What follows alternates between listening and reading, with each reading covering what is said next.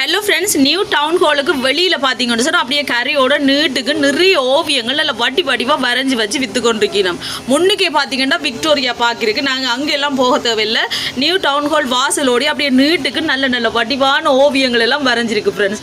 என்ன தான் நிறைய படங்கள் எல்லாம் நாங்கள் வாங்கி கொழுவினாலும் இந்த ஓவியங்களை வீட்டுக்கு கொழுவும் போது ஃப்ரெண்ட்ஸ் அது தனி ஒரு வடிவே சேர்க்கும், வீட்டுக்கு இன்னொரு கூடின அழகை சேர்க்குமென்றான்னு சொல்லலாம்.